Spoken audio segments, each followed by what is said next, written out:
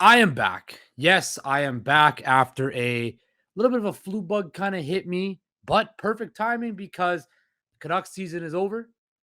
Exit meetings have taken place, final press conferences have taken place, and now we look forward to a summer of questions, renovations, and a whole lot more.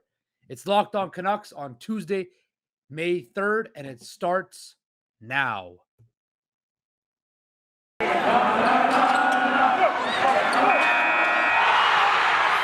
You're Locked On Canucks, your daily podcast on the Vancouver Canucks. Part of the Locked On Podcast Network, your team every day. Hello, everybody, and welcome back to Locked On Canucks. I am, of course, your host, Justin Pooney, and you can find me at _process sports on Twitter. Please like and subscribe to our YouTube channel. And if you aren't yet, follow us, subscribe to us wherever you get your podcast services, because we are Locked On Canucks, the show that keeps you locked in on the Vancouver Canucks. We're available wherever you get your podcasting services, and we are free. That is the most important thing. Guys, I'm happy to be back. The last couple of days were kind of rough. Of course, I did my episode on Thursday, and I was going to do episode Friday for the Canucks season finale and all of that stuff, but I wasn't feeling the best. I tried to record the episode on Friday, but I had this really nagging sore throat. I kind of lost my voice. I had a bit of a cough. So, take the weekend off, rested, recuperated. Doctor said take a couple days off. So I am back feeling much better, much more full of life, and ready to dive into this episode where today we're going to kind of go over the different messaging, interesting conversations, kind of everything that transpired the last couple days in Canuckland, which featured player exit, media availability, head coach for now, Bruce Boudreau's end of the season media availability, and then today, Patrik Allvin and Jim Rutherford's final media availability of the season, and kind of take what we learned from it, because it was very interesting the last couple days in Canuckland. First, let's start off with the head honcho, the big man up top, Mr. Jim Rutherford. Discussed a whole variety of topics. First of all, we'll go to the coach because that's the biggest elephant in the room right now. Bruce Boudreau says he wants to be back and he expects to be back, but Jim Rutherford says they would love to have Bruce Boudreau back on the contract they agreed to him with, which, if you forget, features a team option and a coach option. So if Boudreau opts in, coaches for the season, and it's basically a 1-year deal, proven to me type thing, which was kind of what I was predicting earlier on last week when I said, look, I think they should sign him to a 2-year deal, and kind of said, you know what, prove it to us. And prove it to us. We're not going to make you a lame duck coach, but prove it to us, or else we're going to let you go move on. But this to me was very indicative. I think Bruce Boudreau was ownership's hire. Well, it was evident there's ownership's hire, and he is not Jim Rutherford and Patrik Allvin's guy. They did not come out and give a ringing endorsement. Rutherford mentioned how the Canucks, played kind of loose, didn't have enough structure, and all of that stuff, which it's kind of indicative on Bruce Boudreau.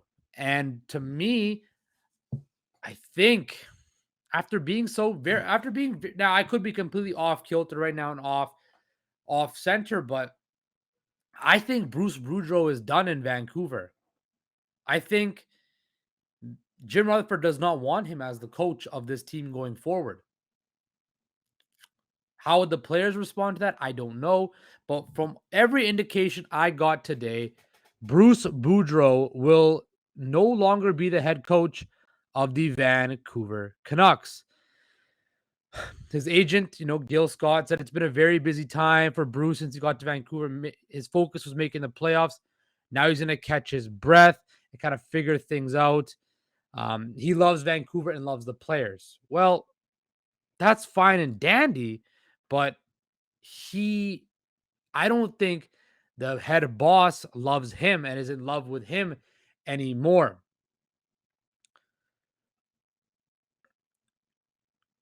I truly believe that, I don't quote me on this, but I think, you know, Bruce Boudreau lives in Pennsylvania. The Philadelphia Flyers um, job is open. Mike Yeo will not be back. I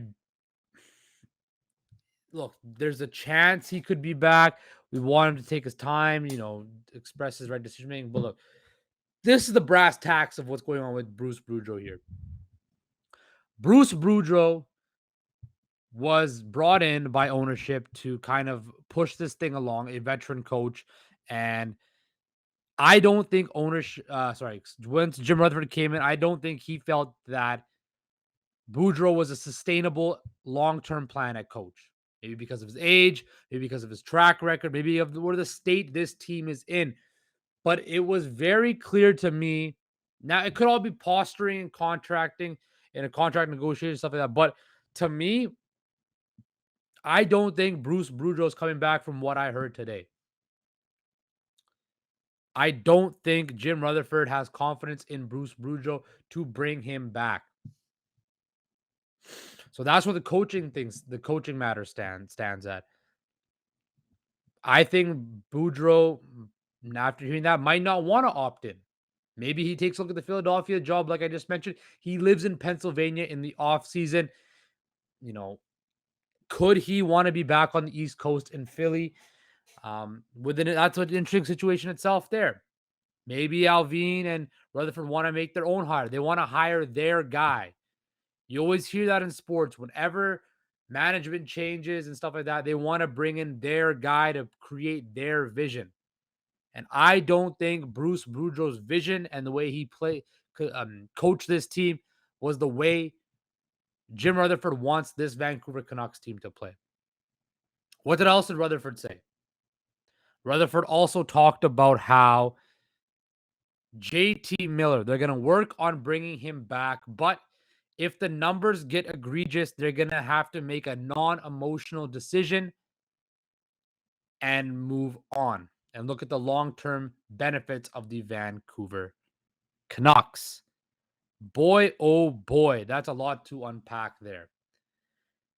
Whereas JT Miller's agent was on Vancouver TV today saying how he wants to be a part of the solution in Vancouver, wants to be in Vancouver.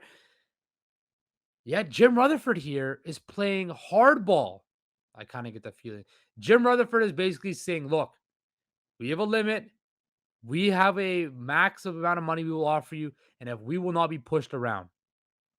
And quite frankly, I'm happy to hear that as a Canucks fan. Whether it's with Boudreau or JT Miller, Brock Besser. Also, by the way, I want to just say our thoughts and prayers are with the Besser family. After hearing what his family was dealing with, his father's battle with dementia, my heart goes out to the Besser family, him dealing with that. I know it's been a hot button topic of him talking about it. If Brock Besser felt comfortable to answer the question and you saw his raw emotion, it affects him. It humanizes him. And I know I haven't given him the most praise, but I give Brock Besser the utmost amount of praise for opening up and talking about how difficult it is dealing with a family matter while playing professional hockey. So sorry to sidetrack that. I just wanted to say my thoughts and prayers are with Brock Besser and his entire family. Absolutely strong-willed individual to talk about that in front of the media like that. But going back to strong and not being pushed around, Jim Rutherford has basically drawn a line in the sand in these negotiations with everybody saying, hey, this is a new era. There's a new sheriff in town. I am the boss now. And that is what the Canucks need. Jim Benning was a guy who got pushed over quite frequently, especially when it came to free agents. We know the litany, the laundry list of all the horrible contracts that have been handed out over the last decade of Canucks hockey. We can list them all. We all know them all. But what Jim Rutherford has been preaching or has been saying or posturing or whatever is exactly what I want to hear as a Canucks fan. I want to hear the boss say, look, we have a number, we have a limit, we are going to stay within it. And if you don't like that, we're going to make the tough decision to make this organization better and sustainably better in the long run. That is what I want to hear from Jim Rutherford. Whether, like I said, if Boudreau wants a longer-term deal and the Canucks don't feel that fits in their sustainable long-term plan, Bruce, there it is. Thank you. But I'm going to trust the guy that built 3 Stanley Cup contending teams. JT Miller, 99 points this year. The engine of the Canucks. A guy who I want around. But if you ask for 11 million, if you ask for 12 million, if you ask for 10 million, that I will not accept. Jim Rutherford is going to make sure this team is built the right way, built the way that he wants it to be built, and built sustainable for success. Speaking of sustainable and bringing success, coming up after the break, I'm going to talk about the off-ice renovations that Jim Rutherford talked about today, which I think are a massive, massive deal that needs to be talked about more. And we're going to get to that after this break. But first, I want to talk to you about Athletic Greens. Athletic Greens, of course, is a partner of our product. It is a great, great product. For myself, like I was just dealing with a bit of a flu, but I also, in previous times, I've dealt with, things like gut health. I needed more energy. I wanted to optimize the immune system. And I hate taking pills and vitamins and all those different types of supplements. I wanted something that tastes great and that was really easy to use. And that was Athletic Greens. I've been using it now for a few months and I love it. It doesn't taste like it's super healthy. It has a kind of a mild tropical taste, which I love different types of juices. And I actually look forward to taking it each morning. So what is this stuff? With one delicious scoop of Athletic Greens, you're absorbing 75 high-quality vitamins, minerals, whole food source superfoods, probiotics, and adaptogens to help you start your day right. This is a special blend of ingredients that supports your gut health, nervous system, immune system, your energy, recovery, focus, and aging. Of course, nobody wants to get wrinkles. Now, how I consume it, I take it every morning with my breakfast. I love the taste of it. I got my parents on it too. And I actually bring it with me when I travel. When I go back home to Vancouver, I take it with me wherever I go. Look, it costs you less than $3 a day. You're investing in your health. It's cheaper than that cold brew coffee. It's cheaper than the different supplements. And you're investing in all in-one nutrition.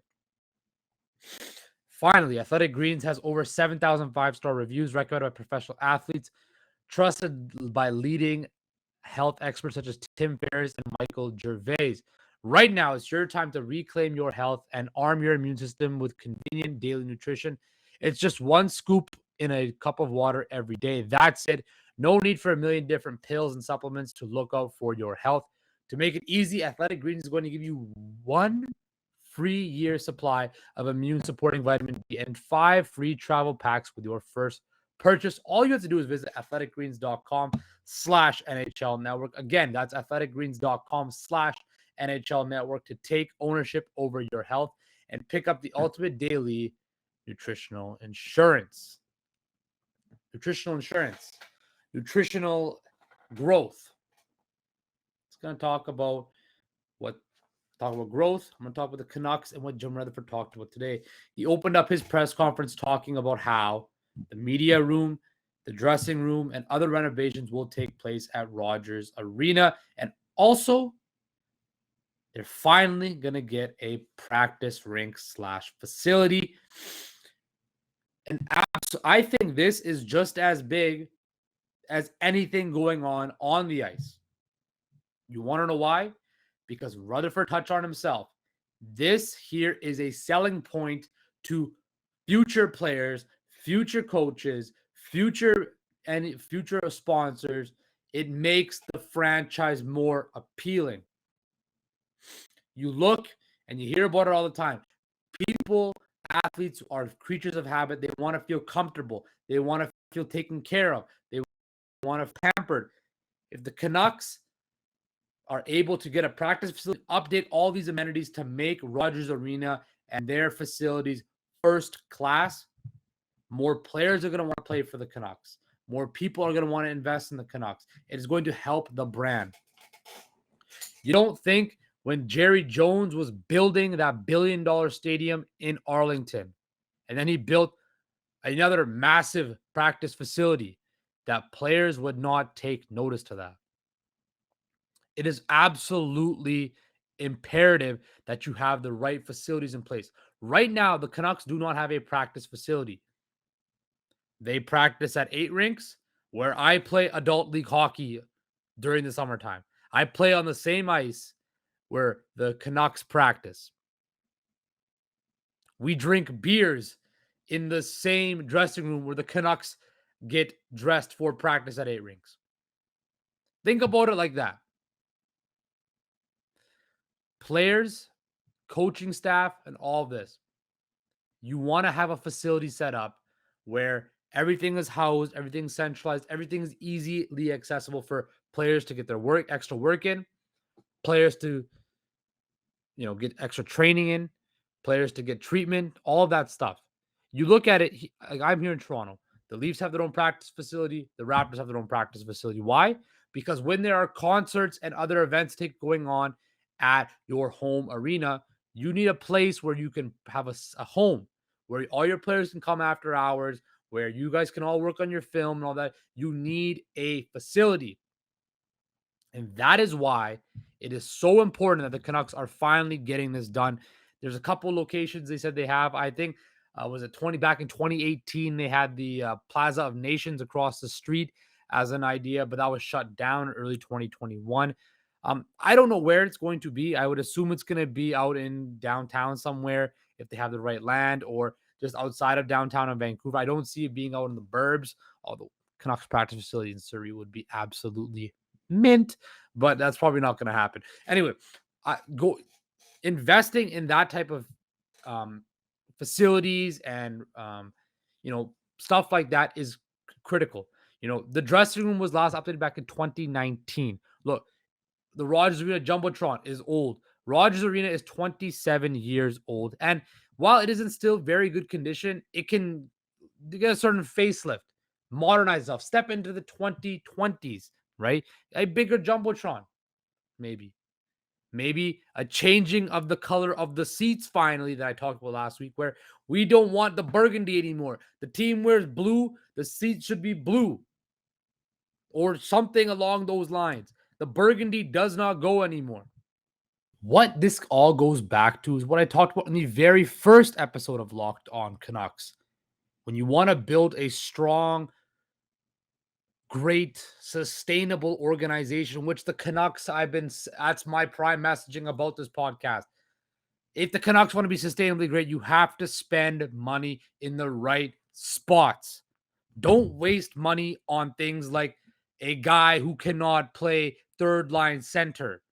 Spend money and build a grade A, world-class, state-of-the-art practice facility where players will want to play because it makes sense. It makes them feel comfortable. Update your dressing room so guys feel more comfortable. Update the arena where it makes it look modern. I'm not saying Rogers Arena isn't modern, but what I'm saying is things like the Jumbotron need to be fixed. Spend money where things that will make you money. If, for example, if you run a social media, graphic design, something like that type of business, are you going to provide computers that are 20 years old and expect the same quality, the same return on investment, the same revenue stream, even though you're too cheap to spend money to cut costs? No, you cannot. In certain aspects, you cannot cut costs. If you want to do something, you do it right and you do it to the best of your abilities. That is why I feel the Canucks upgrading their facilities, buying and building a new practice facility will be absolutely key. As I mentioned, they practice now where I play beer league hockey. So think about it like that as you may, be that as you may. The Canucks need a facelift in all certain aspects on the ice and certainly off the ice. And that is why I think it is so important that we talk about these changes in the off season, about on ice quality, off ice quality, and the amenities around the organization, because it matters. It matters. Things like this are important to the organization, and they should be important to fans, because when these things are upgraded, when these things are taken care of off the ice, that might not seem that big, they do matter when you go forward and build a Stanley Cup roster. Because what happens when you have your own facility? Guys can train in the off season anytime they want to. They can train on off days. They can get treatment on off days there. They don't have to worry about a concert at Rogers Arena where there's no ice, where they can't get training in. They can go there whenever they want. It is strictly for the Canucks 24/7, 7 days a week. That is why a practice facility is so huge. That is why if you re-up the whole dressing room, you re-up everything, which what Mike Gillis did was one of the first things he did when he first took over. What did he do? He updated the dressing room. Mike Gillis was a forward thinker. Mike Gillis was a guy that believed in building an organization, spending money in the right places to make his players comfortable, which made the Canucks a free agent destination. And Jim Rutherford is doing that right now, which is why the final thing I want to say about this and the whole Jim Rutherford topic is this: the Canucks finally have a leader on the organization. For years, under Jim Benning, this organization felt like Benning is just a puppet to Aquilini and the ownership group. I don't get that's the sense now. As I mentioned before, Rutherford has a hardball tactic, saying things like, this is it, this is my way or the highway, and I trust him. He's built Stanley Cup contenders. He's built sustainable organizations. He's laid the groundwork to that. Jim Rutherford knows what he is doing. I trust Jim Rutherford. I trust the fact that he knows what he's doing in building this. And whether Miller, Besser, Horvat, Boudreau, Pettersson, Hughes, Demko, whoever is back and who is not back, I trust that he is going to do things the right way.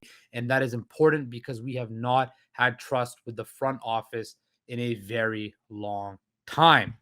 Speaking of trust, speaking of believability and all that other fun stuff.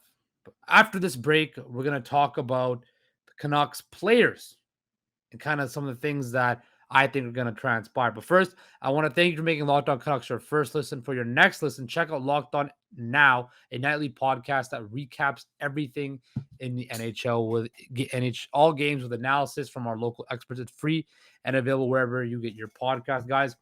I can't keep track of every game going on right now. There's a million games going on: basketball, hockey, baseball. Locked On, guys. The Locked On NHL Now, guys, keep me in the loop. And also, keeping you in the loop, betonline.net, which is your number one source for all your betting stats and sports info. Find all the latest sports developments, league reviews, and news, including this year's basketball playoffs, Major League Baseball, and this weekend's Run to the Roses as the Kentucky Derby is back. Saddle up. BetOnline is your continued source for all your sporting wagering information, from live betting to playoffs, esports, and more. Head to the website today or use your mobile device to learn more about the trends and action. BetOnline, where the game starts. We're going to start talking about the Canucks players with potentially the biggest question, in my personal opinion: JT Miller. 99 points, the straw that stirred the drink this year. His agent says he wants to be part of the solution in Vancouver. His agent also says that he wants to be in Vancouver. But Jim Rutherford did say that there is going to be an interesting fact and a the line in the sand type of thing. Jim Rutherford is going to not allow JT Miller to ask for 9 to 10 million. Well, he's not going to allow. I think the Canucks and Jim Rutherford will say, look, we'll give you 8 million by 4 to 5 years. Take it or leave it. 8.5 tops. They'll work out something like that. But I think if that price starts reaching to 9 million, 10 million, Rutherford will draw the line in the sand.